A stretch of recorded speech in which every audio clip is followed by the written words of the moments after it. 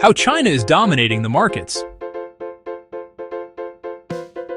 Did you know that nearly 30% of everything you use daily, from your phone to your furniture, has a China connection? Despite trade wars, tariffs, and post-pandemic supply chain shocks, China's grip on global manufacturing is stronger than ever. But China's dominance isn't just about cheap labor anymore. It's about scale, control, and technological supremacy. From the phones in your pocket to the electric car on your street, the world still runs on Made in China.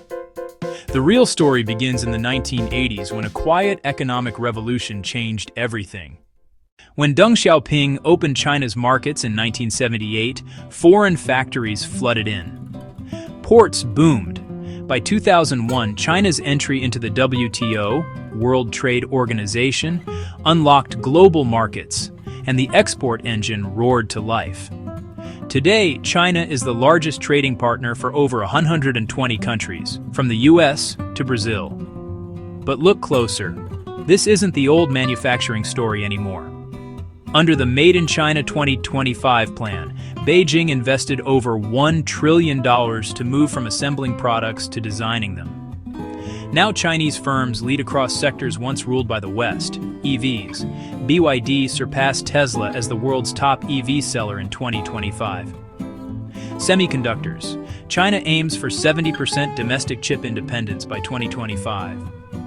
GreenEnergy, record solar and EV output are keeping China's CO2 emissions falling, even as its economy grows.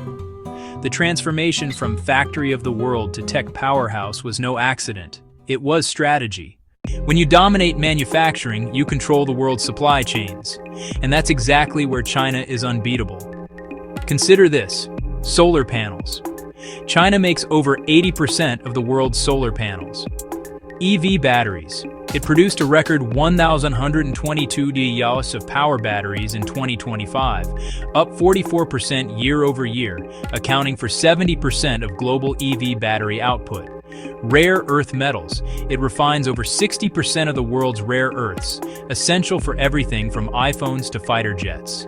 Even Apple, Samsung, and Tesla, companies designed and headquartered in the West, rely on Chinese factories for precision production. When ports like Shenzhen or Ningbo slow down, the world's economy literally pauses.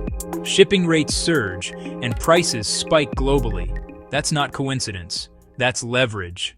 Manufacturing domination was Phase 1. Phase 2 is global financial and technological reach. Through the Belt and Road Initiative, BRI, China has now invested over $1.3 trillion in infrastructure across Asia, Africa, and Europe. Ports, railways, power plants. In just the first half of 2025, Beijing added $124 billion in new international projects. Meanwhile, Chinese giants like Huawei, Tencent, SMIC, and BYD are redefining high-tech competition from AI to chip design. Shanghai and Hong Kong are positioning as the next-generation financial hubs, challenging New York and London. But there's pressure too. Economic slowdown, an aging workforce, and global sanctions have started to squeeze margins. Still, China isn't backing down.